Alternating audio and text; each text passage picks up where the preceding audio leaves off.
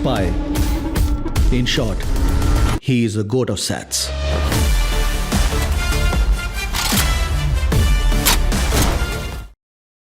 தமிழ்நாட்டில் உள்ள 25 சுங்கச்சாவடிகள் 5 முதல் 7% வந்து கட்டண உயர்வு ஏற்றிருக்காங்க சார். பாதிக்கப்படுறது வந்து மக்கள் தான் சார். இன்னைக்கு நம்ம சென்னையில் வந்து நிறைய விவசாய பொருட்கள் பழங்கள்லாம் வெளி மாநிலங்கள் தான் வருது. வயா லாரி டிரான்ஸ்போர்ட்டில் தான் வருது. இந்த வானகரன் டோல்கேட்டில் வந்து 120 ரூபா கட்டணத்தை 180 ரூபா ஏற்றிருக்காங்க. இதை போய் யார்கிட்ட வாங்குவாங்க? நம்ம சரி டோல் தான் ஏற்றுறாங்க, சரி சாலை தரமாக இருக்குன்னா அந்த தரம் இல்லை. போரூர் டோல்கேட் உங்களுக்கு தெரியும், அந்த டோல்கேட்டை பார்த்துருப்பேன். என்ன வசதி இருக்குது? எந்த வசதியும் இல்லை. இடையில நீங்கள் பார்த்தீங்கன்னா எவ்வளோ ஆக்சிடென்ட். இதனால இந்த ஆம்னி பஸ் ரேட்டெல்லாம் உயர வாய்ப்பு இருக்கா சார்? பெரிய பொருளாதார நெருக்கடி தான். ஏற்கனவே கிட்டத்தட்ட கிளாம்பாக்கம் பேருந்து நிலையம் திறந்த பின்னாடி பயணிகள் என்ன பண்ணுறாங்கன்னா முதல் தேர்வை வந்து ட்ரெயினை தான் பார்க்குறாங்க. ஆனால் இந்த மாதிரி தீபாவளி பொங்கல்னாலே பயப்படுறாங்க இல்லையா சார்? இப்போ இந்த தீபாவளிக்கு எவ்வளோ சார் டிக்கெட் இருக்கும் ரேட்டு? ஆம்னி பேருந்துகள்ங்கிறது வந்து கட்டண நிர்ணயம் கிடையாது. இப்போ இன்னைக்கு சென்னை டு மதுரை எடுத்திங்கன்னா 925 ரூபா அரசு பேருந்தில் ஏசி ஸ்லீப்பர். நீங்கள் இன்னைக்கு பாருங்களேன் 700 ரூபாய்க்கு இருக்கு ஆம்னி பேருந்தில். நீங்கள் 365 நாளில் 35 நாட்கள் போக மீதி நாட்களில் வந்து ஆம்னி பேருந்துகளில் கட்டணம் குறைவாக வாங்குறான். கோவிட்டுக்கு முன்னாடி 4000 பேருந்து இருந்தது நம்ம தமிழ்நாட்டில். இன்றைக்கி வந்து 3000 பேருந்துகள் தான் இருந்தது. அரசு விரைவு பேருந்து 1000 பேருந்து வச்சுருக்காங்க. நாங்கள் 3000 பேருந்து வச்சுருக்கோம். அரசு விரைவு பேருந்துக்கு அரசு மானியம் கொடுக்குது. தனியார் முதலாளிக்கு யாரும் மானியம் கொடுக்குறதில்ல. தொழில் லாபம் இருந்தால் துறை வந்து நிறைய வளர்ந்துருக்கு, அந்த துறை வளரலை. தமிழ்நாட்டில் உள்ள 25 சுங்கச்சாவடிகள் 5 முதல் 7% வந்து கட்டண உயர்வு ஏற்றிருக்காங்க சார். இதனால் மக்களுக்கு எந்த அளவுக்கு பாதிப்பு இருக்கும்? பாதிக்கப்படுறது வந்து மக்கள் தான் சார். கடைசியில் நாங்கள் வயா மீடியா எப்படி வேணாலும் போகலாம். கடைசியில் பாதிக்கப்பட போகிறது வந்து மக்கள் தான். இப்போ ஒரு வான உரிமையாளர் வந்து டோல் கட்டணம் உயர்வு ஏற்பட்டுச்சுன்னு வச்சுங்களேன், அவர் யார்கிட்ட வாங்குவார்? இப்போ இன்னைக்கு நம்ம சென்னையில் வந்து நிறைய விவசாய பொருட்கள் பழங்கள்லாம் வெளி மாநிலங்கள் தான் வருது. வயா லாரி டிரான்ஸ்போர்ட்டில் தான் வருது. நம்ம வரும்போது அந்த டோல்கேட் கட்டண உயர்வு ஏற்படும் போது அதை சேர்த்து தான் வாங்குவாங்க. வரும்போது நான் ஆட்டோமேட்டிக்காக காய்கறி விலை உயர்வு ஏற்படும், மளிகை சாமான் விலை உயர்வு ஏற்படும், எல்லாமே விலை உயர்வு ஏற்படணும். இதைத்தான் நாங்கள் ஒரு வாட்டியும் நெடுஞ்சாலைத்துறை ஆணையத்துக்கு வந்து கடிதம் மூலமாகவும் நேரடியாக சந்தித்து கோரிக்கை வைக்கிறோம். கிட்டத்தட்ட இப்போ நீங்கள் வந்து டீசல் விலை கடந்த ஒரு வருடமே ஏற்றலை. இது வந்து மறைமுகமாக 2 வருடத்துக்கு 2 முறை வந்து கிட்டத்தட்ட நம்ம தமிழ்நாட்டில் இருக்க டோல்கேட்டில் 2 முறையாக பிரித்து வருஷத்துக்கு 2 வாட்டி அவங்க இஷ்டத்துக்கு ஏற்றிக்கிட்டே இருக்காங்க. 5லேருந்து 7%. நம்ம கிட்ட வானகரன் டோல்கேட்டில் வந்து 120 ரூபா கட்டணத்தை 180 ரூபா ஏற்றிருக்காங்க. 140 ரூபாயை வந்து 180 வந்து நான் இப்போ கனரா வாகனுக்கு பேருந்து லாரிகளுக்கு ஏற்றிருக்காங்க. சிங்கிள் ஆக்சல் உள்ள வண்டிக்கு ஏற்றிருக்காங்க. இதை போய் யார்கிட்ட வாங்குவாங்க? நம்ம காய்கறி விலைகள் எல்லாமே நம்ம கடைசியில் பாதிக்கப்படுறது என்ன? பொதுமக்கள் தான். வாகன உரிமையாளர்கள் பாதித்தாலும் வாகன உரிமையாளர் சில இதில் தான் வாகன உரிமையாளர்கள் பாதிப்பாங்களும் கடைக்கோடி மக்கள் தான் கடைசியில் பாதிப்பாங்க. இதை வந்து மத்திய மாநில அரசு வந்து கவனத்தில் கொள்ளணும். இதனால இந்த ஆம்னி பஸ் ரேட்டெல்லாம் உயர வாய்ப்பு இருக்கா சார்? ஏற்கனவே எங்களுக்கு இது பெரிய பொருளாதார நெருக்கடி தான். ஏற்கனவே கிட்டத்தட்ட கிளாம்பாக்கம் பேருந்து நிலையம் திறந்த பின்னாடி எங்களுக்கு பயணிகள் வந்து வரத்து குறைவாகிடுச்சு. ஏன்னா இங்கேருந்து 40 கிலோமீட்டர் வர வேண்டியது இருக்குது. இருந்து நாங்கள் உயர்நீதிமன்ற ஆணையம் வாங்கி கொஞ்சம் பேருந்துகளை இயக்குறோம். பெரிய பெரிய நிறுவனங்கள் வந்து இயக்குறோம், சிறு சிறு நிறுவனங்கள் வந்து போரூர் டோல்கேட்லேருந்து இயக்குறோம். அதனால் கோயம்பேடில் உள்ள பேருந்துகள்லாம் வந்து பயணிக்கிறாங்க. இப்போ சிட்டிக்குள்ளே போவோம். எங்கள் பேருந்து வந்து சென்னையில் நைட் இரவு வந்து கோயம்பேடில் எடுத்து கிண்டி வழியாக தாம்பரம் வழியாக பேருந்து இயக்கம் இப்போ அதை இயக்குறதில்ல. அதனால் பயணிகள் என்ன பண்ணுறாங்கன்னா முதல் தேர்வை வந்து ட்ரெயினை தான் பார்க்குறாங்க. ட்ரெயின் கிடைக்காத பட்சத்தில் தான் ஆம்னி பேருந்துகளை ரெண்டாவது ஆப்ஷன் தான் வைக்கிறாங்க. அதனால ஏற்கனவே எங்களுக்கு வந்து நிறைய பொருளாதார நெருக்கடி தொழில் பண்ணிக்கிட்டு இருக்காங்க. இப்போ இது மாதிரி மறைமுகமாக நிறைய எங்களுக்கு இது மட்டும் ஏறாது, டோல்கேட் கட்டணம் மட்டும் ஏறாது, மறைமுகமாக எல்லாமே ஏறும். டயர் ஏறும், நீங்கள் அதுக்குள்ள மூலப்பொருள் எல்லாமே ஏறும். இப்போ நாங்கள் வாட்டர் பாட்டில் வாங்குறோம், எல்லா பொருட்களுமே ஏறுது. மறைமுகம் எல்லாருக்குமே பாதிப்பு இருக்கும். நேரடியாகவோ மறைமுகமாகவோ இந்திய மக்கள் அனைவருக்கும் இந்த டோல்கேட் கட்டணம் உயர்வு வந்து எல்லாருக்குமே பாதிப்பு இருக்கும். அதைத்தான் நாங்கள் மத்திய மாநில அரசுகிட்ட வலியுறுத்துகிறோம். இது சம்மந்தமாக கடந்த நீங்கள் பார்த்துருவோம், லாரி உரிமையாளரோட சேர்ந்து நாங்கள் பல இடங்களில் போராட்டங்கள்லாம் பண்ணி என்ன அரசுக்கு மத்திய அரசுக்கு வந்து என்ன கோரிக்கை வச்சிருக்கீங்க? டோல்கேட்டு மூலமாக வருமானம் வருது நாங்கள் முன்னாடியே தரோம்னு சொல்கிறோம். மத்திய அரசுக்கு வருஷத்துக்கு 2000 கோடி ரூபா டோல்கேட் மூலம் வருமானம் வருதுன்னா நாங்கள் உரிமையாளர்கள்லாம் பிரித்து அதை 1 லட்சமோ 2 லட்சமோ ஒரு வாகனத்துக்கு பண்ணி கட்ட ரெடியாக இருக்கோம்னு சொல்லியிருக்கோம். அதை மத்திய மாநில அரசுக்கு ஒரு வாட்டி பெரிய ஸ்ட்ரைக் பண்ணால் மத்திய அரசு வந்து இது சும்மா கலந்தாலோசனை எப்படி பேசலாம்னு சொன்னாங்க. அதுக்கப்புறம் அந்த பேச்சே இல்லை. இப்போ ஆட்டோமேட்டிக்காக இது வந்து ஒரு ஆட்டோ பைலட் மோடில் ஆட்டோமேட்டிக்காக இந்த மாதம் வந்து அவங்கவுங்களே ஏற்றிக்கிறாங்க, இந்த டோலுக்கு ஏற்றிக்கிறாங்க. சரி டோல் தான் ஏத்துறாங்க, சரி சாலை தரமா இருக்குன்னா அந்த தரம் இல்லை. ம். போரூர் டோல்கேட் உங்களுக்கு தெரியும், அந்த டோல்கேட்டை பார்த்துருப்பீங்க. என்ன வசதி இருக்கு? அடிப்படை வசதி. ஃபர்ஸ்ட் ஒரு மருத்துவ ஃபர்ஸ்ட் எய்டு டீம் அங்கே இருக்குன்னு சொல்றாங்க. என்ஹெச்ல உள்ள கண்டிஷன்ல ஃபர்ஸ்ட் இருக்குன்னு சொல்றாங்க. டாய்லெட் வேணுங்கிறாங்க. டாய்லெட் அங்கே இருக்கா? கிடையாது. எந்த வசதியும் இல்லை. இடையில நீங்க பார்த்தீங்கன்னா எவ்வளவு ஆக்சிடென்ட் ஒரே ஸ்பாட்ல மட்டும் லைட் பண்ணிட்டு நான் நிறைய தேசிய ஆணையத்துக்கு இந்த இடத்துல நிறைய விபத்து நடக்குது, அந்த இடத்த சரி பண்ண நிறைய கடிதம் கொடுத்துருக்கோம். அவங்க ஒன்றும் இதை வந்து எதுவும் நடவடிக்கை எடுக்கிறது மாதிரி இல்லை. இது தனிப்பட்ட முதலாளிகளுக்கு தான் நிறைய வருமானம் இருக்க ஒழிஞ்சு மக்களுக்கு எந்த வசதி இந்த தொடர்ந்து இந்த டோல்கேட் பிரச்சனை அடிக்கடிக்கு வந்துட்டே இருக்குல்ல சார், கட்டண உயர்வுன்னு அடிக்கடிக்கு வருதுல்ல, அது எதனால நினைக்கிறீங்க? இது வந்து இப்போ நீங்கள் அவங்க சொல்கிறாங்க 2008 வந்து இதுக்கான சட்டத்திட்டம் வந்து வகுத்திருக்காங்க சார். அன்னைக்கு உள்ள அரசு வந்து 2008 சட்டத்திட்டம் வகுத்திருக்காங்க. இப்போ அடுத்த வர ஒருத்தரும் மாற்றி சொல்கிறாங்க. அன்னைக்கு வகுத்த சட்டத்திட்டத்தில் இது மாதிரி சட்டத்திட்டம் கொண்டு வந்துட்டாங்க, அதனால் இன்னைக்கு எங்களால் மாற்ற முடியாது அப்படின்னே சொல்லி ஒருத்தர் சொல்லி தப்பிச்சுக்கிறாங்களே ஒழிஞ்சு, ஆனால் அது பாதிக்கப்படுறது மக்கள். அதுக்கு சரியான தீர்வு கண்டுபிடிக்கலைன்னா அடிப்பட்ட மக்கள் வந்து பாதிக்கப்பட்டுக்கிட்டே தான் இருப்பாங்க. இப்போ ஆம்னி பஸ் ரேட்டு வந்து ஃபிக்ஸடாக இருக்கா இல்லை ஃபெஸ்டிவல் டைமில் மாறிட்டே இருக்கா சார்? ஏன்னா இந்த ஃபெஸ்டிவல் டைமில் மட்டும் பார்த்தீங்கன்னா ரேட் அதிகமாக விற்கிறாங்கன்ற மாதிரி ஒரு குற்றச்சாட்டு அடிக்கடிக்கு வந்துட்டே தான் இருக்குது. இப்போ ஆகஸ்ட் 15 கூட.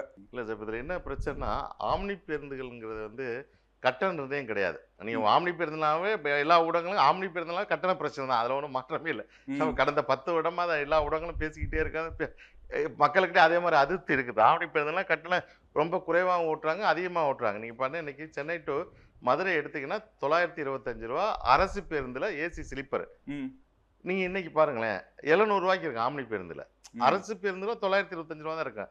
ஆம்னி பேருந்துகள் இன்னைக்கு 700 ரூபா இருக்கு. அதை விட கம்மியாக தான் நார்மல் டைம்ல. ஆமாம், நீங்கள் 365 நாள் 35 நாட்கள் போக மீதி நாட்களில் வந்து ஆம்னி பேருந்துகளை கட்டணம் குறைவாக வாங்குறான். விழா காலங்கள் விசேஷ காலத்துக்கு வந்து நாங்கள் அதை ஆவரேஜ் பண்ணுறதுக்காக என்ன பண்ணுறோம்னா அதிக கட்டணம் வாங்குறான். அதுக்கு தான் நாங்களே சங்கங்களே ஒரு கட்டணம் அதிகபட்ச ஆம்னி பேருந்துகளுக்கு அதிகபட்ச கட்டணம் ஒன்று ஃபிக்ஸ் பண்ணி. இப்போ சென்னை டு மதுரைன்னு வச்சுக்க 1580 நினைக்கிறேன். 1580 எப்போ இப்போவா மேக்ஸிமம் கட்டணம் விழா டைமில் விழா காலம். ஒரு சென்னை டு மதுரைக்கு நீங்கள் ஏசி ஸ்லீப்பர் பேருந்தில் வந்து 1580 ரூபா நாங்கள் வாங்கலாம்னு சொல்லியிருக்கோம் வச்சுங்களேன். அந்த கட்டணம் வர போடும். நீ சாதாரண நாட்களில் ரொம்ப குறைவாக ஓட்டுறோம், 500 ரூபா ஓட்டுறோம். விழா காலங்கள் 1500 ரூபா ஓட்டும். அப்போ இது கம்பேர் பண்ணும்போது அது எதனால சார் விழா காலங்களில் மட்டும் இல்லை, அன்னைக்கு தான் பயணிகள் தேவை அதிகமாக இருக்கு. சார் நீங்கள் டிமாண்ட் கிரியேட் ஆகுறதுனால ரேட் அதிகமாக இருக்கு. நீங்கள் வந்து இப்போ இன்னைக்கு டைனமிக் சார், இப்போ வந்து இப்போ சாஃப்ட்வேரில் தான் ஃபேர்லாம் ஃபிக்ஸ் பண்ணுறோம். நாங்கள் minimum rate maximum rate fix பண்ணிவிட்டோம். இன்னைக்கு சென்னை டு மதுரைன்னு வச்சுக்க மினிமம் 500 ரூபா, மேக்ஸிமம் 1550 ரூபான்னு வச்சுங்களேன். அது இன்னைக்கு டிமாண்டுக்கு ஏற்ற மாதிரி ஆட்டோமேட்டிக்கே ரேட்டை ஃபிக்ஸ் பண்ணிது. டைனமிக் சாஃப்ட்வேர் எல்லாமே இன்னைக்கு ஃப்ளைட்லேருந்து சரி சில ரயில்வேலேருந்து இது மாதிரி தான் ஒர்க் பண்ணுது. நீ உலக வர்த்தகமே இது மாதிரி மாறிடுச்சு. நீ போக்குவரத்துறையை பொறுத்தவரை ஃபேர் வந்து டிமாண்ட்லாம் அன்றைக்கி ரொம்ப குறைவாகும், டிமாண்ட் இருக்கும்போது அதிகமாகும், இது மாறிடுச்சு. இந்த வர்த்தகம் மாறினப்பட நாங்கள் மட்டும் மாற முடியாது. 10 வருடத்துக்கு முன்னாடி நாங்கள் என்ன பண்ணுவோம்னா ஒரு ஆம்னி பேருந்து வந்து சென்னை டு புதுக்கோட்டை ஒரு 270 ரூபா கட்டணும்னா தீபாவளி பொங்கலுக்கு ஒரு 100 ரூபா கூட வாங்குவோம். அதான் நடந்து 100 ரூபாய் இல்லையே சார், 1500 10 வருடத்துக்கு முன்னாடி இந்த இன்னைக்கு வந்து உலக வர்த்தகம் மாறுறதுனால நாங்க அந்த நிலைக்கு தள்ளப்பட்டு இன்னைக்கு வந்து ரொம்ப குறைவா ஓட்டும். அன்னைக்கு 270 ரூபாய் கம்மியா ஓட்ட மாட்டான். 10 வருடத்துக்கு முன்னாடி ஒரு ரேட் ஃபிக்ஸ் பண்ணா அது கம்மியாவே ஓட்ட மாட்டான். ஆனா இன்னைக்கு வந்து சாதாரண நாட்களில் குறைவாகவும் விழா காலங்களில் கட்டணம் அதிகமாகவும் நாங்கள் வாங்க வேண்டிய நிலைமையாச்சு. இதனால பொதுமக்கள்கிட்ட அதிருப்தி இருக்கு, இல்லைன்னு நான் சொல்லலை, நிறைய அதிருப்தி இருக்கு. இருந்து இந்த தொழில் வந்து வளமா இல்லை. இப்போ இந்த தொழில் வளமாக இருந்துச்சு, நிறைய நல்லா தொழிலாக இருந்துச்சுன்னு வச்சுக்கோங்க. நிறைய கார்பரேட் வருவாங்க, பெரிய பெரிய கம்பெனி வந்தாங்க, வந்துட்டு எல்லாருமே ஒரு 6 மாதத்தில் இருந்துட்டு இது என்ன தொழிலான்னு சொல்லிட்டு திரும்பி போயிடுவாங்க. ஏன்னா தொழில் பண்ணுறதுக்கு ஒரு தொழில் பண்ணி லாபம் சம்பாதிக்கணும். அதே மாதிரி எங்களுக்கும் ஒரு கமிட்மெண்ட் இருக்குது, அதுக்காக தான் பண்ணுறோம். ஆனால் இந்த தொழில் வந்து லாபகரமாக இல்லை. அதனால கிட்டத்தட்ட கோவிட்டுக்கு முன்னாடி 4000 பேருந்து இருந்தது நம்ம தமிழ்நாட்டில். இன்னைக்கு வந்து 3000 பேருந்துகள் தான் இருந்தது. அது கோவிட்டுக்கு அப்புறம் 1000லேருந்து அப்படியே போய் இன்னைக்கு 3000 பேருந்துகளை வந்து நிற்கிது. கிட்டத்தட்ட நம்ம நீங்கள் ஒன்றும் இல்லை, தமிழக அரசு வந்து அரசு விரைவு பேருந்து 1000 பேருந்து வச்சுருக்காங்க. நாங்கள் 3000 பேருந்து வச்சுருக்கோம். அரசு விரைவு பேருந்துக்கு அரசு மானியம் கொடுக்குது. அதனால அவங்க ரன் பண்ணுறாங்க. எங்களுக்கு தனியார் முதலாளிக்கு யாரும் மானியம் கொடுக்குறதில்ல. நாங்கள் தான் நடத்துறதுக்கு மானியம் கொடுக்க மாட்டாங்க. நாங்கள் வந்து கிட்டத்தட்ட அரசு சுமையில் பாதி சுமையை இது பண்ணுறோம். இப்போ விழா காலம் பேருந்து இல்லாத போது நாங்கள் தான் உதவி பண்ணுறோம், ஸ்ட்ரைக்கும் போது நாங்கள் தான் உதவி பண்ணுறோம். இது வந்து நாங்களும் ஒரு பப்ளிக் சர்வீஸ் தான் பண்ணுறோம். அரசு பண்ண வேண்டிய நாங்கள் தனியார் முதலாளியும் பண்ணுறோம், அது எங்கள் லாப நோக்கத்தோட பண்ணுறோம். ஆனால் லாபம் அந்த தொழில் இல்லை. நீங்க சொல்ற மாதிரி பாத்தீங்கன்னா 700 ரூபாய் டிக்கெட் 1580 ரூபாய்க்கு விற்கிறாங்கன்னு சொல்றீங்க. ஆனா இப்போ இந்த இண்டிபெண்டன்ஸ் டேக்கு பாத்தீங்கன்னா கிட்டத்தட்ட 3000 ரூபாய் வரைக்கும் வித்திருக்காங்கன்ற மாதிரி சொல்றாங்க. நானே நிறைய கம்ப்ளைண்ட் எனக்கு வந்தது. நான் உடனே பார்த்தேன். இப்போ நீங்கள் வந்து என்ன பண்ணுற, சென்னை டு ட்ரிவாண்ட்ரம் போகிற வண்டி வந்து நீ சென்னை டு ட்ரிவாண்ட்ரம் வந்து 2800 கட்டணம் நிர்ணயிச்சிருக்கு. கிட்டத்தட்ட 4 மடங்கு ஏத்திருக்காங்க. அது கட்டணம் நிர்ணயிக்கும் போது அதை வந்து மதுரைக்கு ஆக்டிவேட் பண்ணிடுறாங்க. வயா ரூட்டில் வந்து திருச்சி, இதே திருச்சிக்கு 2800 காமிக்கிறாங்க. சென்னை ட்ரிவாண்ட்ரம் தான் அந்த கட்டணம். நாங்கள் வந்து அந்த விழா காலங்களில் அந்த கட்டணமெல்லாம் நீங்கள் அதிகம் போடும்போது போடாதீங்கன்னு சொல்கிறோம். அதில் ஒரு சில பேர் வந்து இந்த கட்டணத்தோட கூட போடும்போது நிறைய பிரச்சனை வருது. நீங்கள் மீடியாலாம் பிரச்சனை வந்து பேருந்தில் பறிமுதல் பண்ணுறாங்க, அந்த பிரச்சனைலாம் நடக்குது. நாங்கள் அது ஒரு வாட்டியும் ஒரு உரிமையாளருக்கு நாங்கள் என்ன மாதிரி ஆக்ஷன் எடுக்கிறீங்க சார்? நாங்கள் வந்து இப்போ இந்த விழா காலம் வந்தாவே நாங்கள் ஒரு டீம் வச்சு ஃபேரை ஃபாலோ பண்ணிகிட்டே தான் இருப்போம். ஏன்னா இந்த கட்டண பிரச்சனை வந்துன்னு சொல்லி ஃபாலோ பண்ணிகிட்டே இருப்போம். நாங்கள் எங்கள் சங்கத்தில் உரிமையாளருக்கு வந்து நாங்கள் சொல்லி மாற்ற சொல்லுவோம். சங்கத்தில் இல்லாமல் இந்த விழா காலங்களில் என்ன பண்ணுவாங்கன்னா வெளி மாநிலத்துலேருந்து பேருந்து வரும். இப்போ பெங்களூர் இருந்தால் பெங்களூர்லேருந்து சென்னை வருவாங்க, சென்னையிலேருந்து பெங்களூர் போவாங்க, அதே மாதிரி திருவனந்தபுரத்துலேருந்து வருவாங்க. அங்கே டூர் ஓட்டுவாங்க. அந்த விழா காலங்களில் வரும்போது அவங்க ஒரு அதிகபட்ச கட்டணம்னா ஆம்னி பேருந்து கட்டணமே கிடையாது, என்ன வேணாலும் போடான்னு சொல்லிட்டு போட்டு வருவாங்க. நாங்கள் அந்த ஓனர் கண்டுபிடிச்சி குறைக்க சொல்லும்போது சில பேர் குறைப்பாங்க, சில பேர் குறைக்க மாட்டோம். நாங்கள் போக்குவரத்துறை உயர் அதிகாரிகளுக்கு சொல்லி அவங்க நடவடிக்கை எடுக்க வைக்கிறோம். ஓகே. ஆனா இந்த மாதிரி தீபாவளி பொங்கல்னாலே பயப்படுறாங்க இல்லையா சார்? ஆம்னி பேருந்துல போறதுக்கே பயப்படுறாங்க. ஃபிளைட்ல போற அளவுக்கு டிக்கெட் ரேட் விற்குது. இதுக்கு பயந்துட்டே நம்ம நார்மல் நாளே ஊருக்கு போயிடலாம் அப்படின்றான் சொல்றாங்க இல்லையா? இப்போ இந்த தீபாவளிக்கு எவ்வளவு சார் டிக்கெட் இருக்கும் ரேட்டு? இப்போ நாங்க வந்து சங்கங்கள் வந்து கடந்த நம்ம இப்போ 2023 வந்து தீபாவளிக்கு முன்னாடி வந்து போக்குவரத்துறை அதிகாரியோட உட்காந்து போக்குவரத்துறை அமைச்சரை வந்தாங்க. வந்துட்டு நாங்கள் ஒரு கட்டணம் நிர்ணயம் பண்ணிடுவோம், அதிகபட்ச கட்டணம் நிர்ணயம் பண்ணிட்டு அதில் வந்து ஒரு 10% குறைச்சி நீங்கள் பண்ணால் நல்லா இருக்கும் அப்படின்னு சொல்லி கோரிக்கை வச்சாங்க. திருப்பி நாங்கள் மறுநாள் உரிமையாளர்கிட்ட டிஸ்கஸ் பண்ணிட்டு அந்த கட்டணம் ஒத்துக்கிட்டோம். இப்போ 2 வருடமும் அதே கட்டணம் தான் வாங்கிட்டு இருக்கோம். போன வருஷம் டோட்டல் கட்டணம் உயர்வு, இந்த வருஷம் டோட்டல் கட்டணம் உயர்த்தவே இல்லை. அந்த கட்டணம் தான் நாங்கள் வெப்சைட்லையும் போடுறோம், அந்த கட்டணம் தான் வாங்கன்னு சொல்கிறோம். அந்த கட்டணம் அதிகம் உள்ளவங்க புக் பண்ணாதுன்னு நாங்கள் சொல்கிறோம். ஊடகங்கள்லாம் தீபாவளி பொங்கல் முன்னாடியே நாங்கள் சொல்லிடுறோம், இந்த கட்டணம் தான் அதிகபட்ச கட்டணம், இதுக்கு மேலே உள்ள பேருந்துங்களை கட்டணம் வாங்கக்கூடாதுன்னு உரிமையாளர் சொல்கிறோம். அதை பயணிகளும் பயன்படுத்த அதிகம் தான் எங்கள் சங்கங்களுக்கு கம்ப்ளைண்ட் நம்பர் கொடுத்தா பண்ணுறேன். இதில் ஒரு சில தவறுகள் நடந்துட்டு அந்த விழா காலங்களில் வந்து அவன் ஒரு சென்னை டு நீங்கள் மதுரை எடுத்தோன்னா 200 சர்வீஸ் இருக்குது. அதை நீங்கள் சொல்கிற மாதிரி 4-5 பேர் அந்த அதிக கட்டணம் போட்டுறாங்க. புகார் வந்து அந்த பிரச்சனை தவிர்க்க முடியாதா இருக்குது. எல்லா விழா காலங்களும் தவிர்க்க முடியாததா இருக்குது.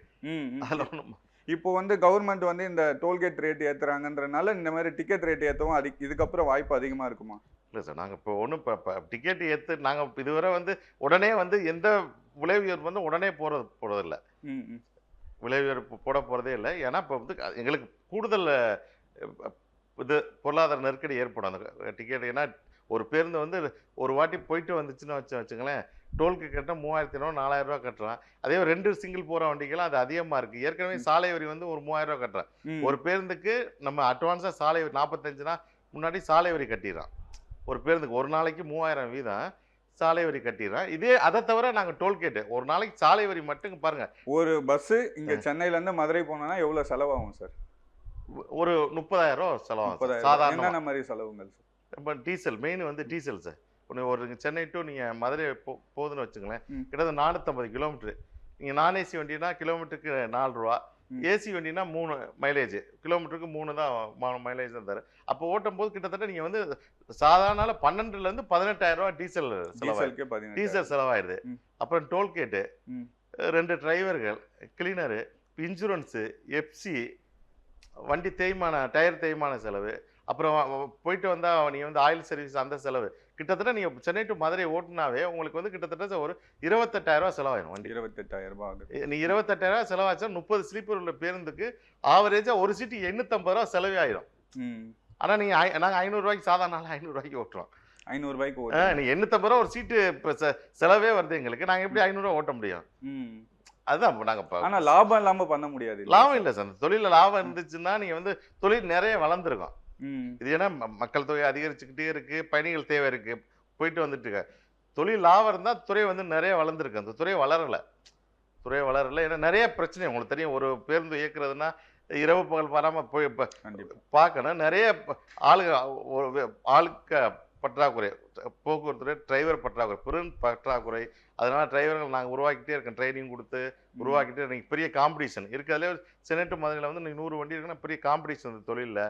குவாலிட்டியான சர்வீஸ் கொடுக்கணும். ஆம்னி பேருந்து வரும்போதே அவங்க பயணிகளை எதிர்பார்ப்பு அதிகம் சரியில்லைன்ற மாதிரி எல்லாம் சொல்றாங்க. இருக்கு சார். நான் இப்போ ஒண்ணுமே சொல்ல, இப்போ எல்லாரும் இப்போ நான் 100 பேர் ஓட்டா 100 பேரும் சூப்பர்னு சொல்லலை. ஒரு சிலர் தவறு பண்றாங்கன்னு நிறைய நீங்கள் ஊடகங்கள்லாம் பார்க்குறேன், டிஜிட்டல் மீடியாவில் பார்க்குறேன், நிறைய கம்ப்ளைண்ட் வருது. ஆள்கார் நாங்கள் இருந்து ஒரு பேருந்து எடுக்கும்போது நாங்கள் ஆள்கார் டிடெக்டர் வச்சு செக் பண்ணி தான் அனுப்புகிறோம். வழியில் போய் சில ஓட்டுநர்கள் வந்து பிடிச்சி பிரச்சனைலாம் ஆகுது. அது காவல்துறைக்கு நாங்கள் நீங்கள் டோல்கேட்டுக்கு வந்து என்னென்ன மாதிரி பிரச்சனை வருது சார்? இந்த மாதிரி டிராவல்ஸ் நடத்தணும்னா என்ன பிரச்சனை வருது? இல்லை சார், நீங்கள் ஒரு ஆம்னி பேருந்து நடத்தணும்னா நீங்கள் வந்து ஒன்று வந்து டிரைவர் இல்லை, நாங்கள் எவ்வளோ புதிய பேருந்துகள் எவ்வளோ காஸ்ட்லியாக நல்ல உலகத்தர வாய்ந்த பேருந்துகள் பண்ணிருந்தாலும் ஓட்டுநர் நல்ல ஓட்டுநர் வேணும் சார். 2 ஓட்டுநர் நல்ல ஓட்டுநர் வேணும். அப்புறம் அதில் ஒரு கிளீனர் போகிறான், அவர் நல்ல ஆளாக வேணும். ப்ளஸ் வந்து மெக்கானிக்கை செக்அப் பண்ணி எல்லாம் அனுப்பிச்சுவார்.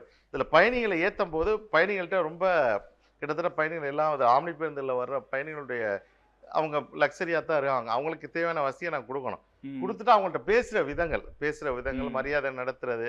இப்போ நம்ம ஒரு 30 பேர் ஒரு பேருந்தில் புக் பண்ணாங்கன்னா கோயம்பேடில் 10 மணிக்கு எடுக்கிறோம்னா அடுத்து உள்ள பாயிண்டில் வந்து போரூர் டோல்கேட் போகும்போது 10:15. சில பேர் லேட்டாக வரவங்க பேருந்து நிறுத்தும் போது உள்ள வண்டிக்குள்ள உள்ள பயணிகள் சந்தைக்கு வராங்க.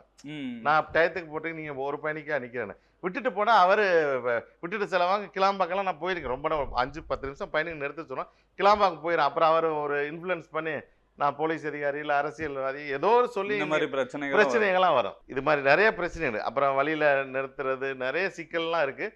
இருந்து இந்த துறையில் இருக்கவங்க இந்த துறை மேலே ஏற்பட்ட காதல்னால தான் இருப்பாங்களே ஒழிஞ்சு பணம் சம்பாதிக்க அந்த துறை யாரும் வரமாட்டாங்க.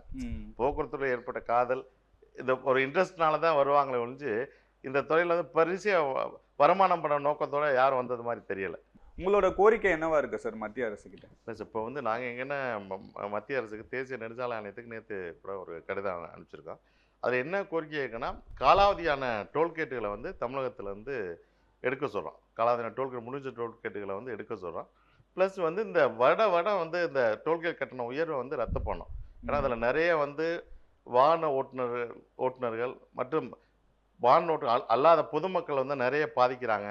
அதை உடனடியாக வந்து ஏற்றுனதை வந்து கேன்சல் பண்ணோம் அப்படின்னு ஒரு கோரிக்கை மனு நேற்று அனுப்பிச்சிருக்கோம் மத்திய அமைச்சர். இந்த கோரிக்கை நிறைவேறிச்சுன்னா இந்த கட்டண உயர்வெல்லாம் ஏறாம மக்கள் சந்தோஷமா இருக்கலாம்னு நினைக்கிறேன். கண்டிப்பாக கட்டணம் இருக்கும். நன்றி சார். நன்றி. A lion is always a lion.